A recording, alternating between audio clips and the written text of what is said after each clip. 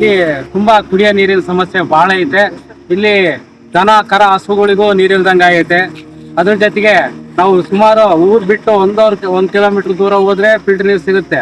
ಅರ್ಧ ಕಿಲೋಮೀಟರ್ ದೂರ ಮತ್ತೆ ಒಂದೇ ನೆಲೆ ಇಡೀ ಊರಿಗೆ ಒಂದೇ ನೆಲೆ ಇರೋದು. ಇದು ಊರಿನ ಜನಕ್ಕೆ ಸಾಕಾಗ್ತಿಲ್ಲ, ಬಹಳ ಕಷ್ಟ ಪಡ್ತಿದೀವಿ.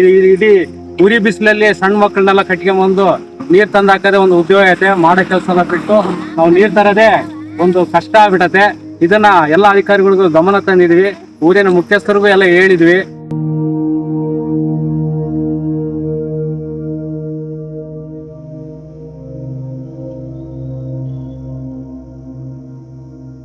ಮೈಲ್ ದೂರಲಿಂದ ಬಂದು ಒಂದೇ ನಲ್ಲೆಗೆ ಬರ್ತವೆ. ಊರೆಲ್ಲ 1000-2000 ಜನ ಇದೀವಿ. ನೀರು ಪಗೀತೈತೆ ನಮ್ಗೆ. ಅವರು ಪಂಚಾಯತ್ ಕೂಡ ಯಾರು ಕೇಳಲ್ಲ, ಬಂದು ಯಾರು ಏನಂತ ಕೇಳೋದೇ ಇಲ್ಲ. ನೀರ್ ಇಲ್ಲದೆ ಇರೋದ್ರಿಂದ ಏನೇನ್ ಸಮಸ್ಯೆ ಆಗ್ತಾ ಇದೆ? ನೀರು ಇಲ್ಲ, ಮತ್ತೆ ನಮ್ಗೆ ಅಲ್ಲಿಂದ ಬಂದು 1 ಮೈಲ್ ದೂರ ಬರ್ತೀವಿ. ಒಂದೇ ಮೋಟರ್. ದನ ಕರುಗಳಿಗೆ ನೀರಿಲ್ಲ, ಮೇವಿಲ್ಲ. ದನ ಕರುಗಳಿಗೆ ನೀರ್ ನೋಡೋಣ, ನಮಗೆ ಮನುಷ್ಯರಿಗೆ ಕುಡಿಯಕ್ ನೋಡೋಣ, ಏನು ಇಲ್ಲ ನಮ್ಗೆ. ಭಾರಿ ಕಷ್ಟ ಪಡ್ತಾ ಇದೀವಿ. ಇಲ್ಲಿಂದ ಅಲ್ಲಿ 1 ಮೈಲ್ ನೂಕ್ಕೊಂಡು ಹೋಗ್ಬೇಕು ಗಾಡಿ, ನೀರೇ ಇಲ್ಲ ನೋಡಪ್ಪ. ಎಷ್ಟು ದಿನದಿಂದ ಸಮಸ್ಯೆ ಆಗ್ತಾ ಇದೆ? ಅವಾಗ ಇಲ್ಲಿಗೆ 15 ದಿವಸದಿಂದ ಹಂಗೆ ಆಗುತ್ತೆ. ಯಾರು ಪಂಚಾಯತ್ ಮಾಡ್ಸಂಗಿಲ್ಲ, ಓಟ್ ಮಾಡ್ಸಂಗಿಲ್ಲ.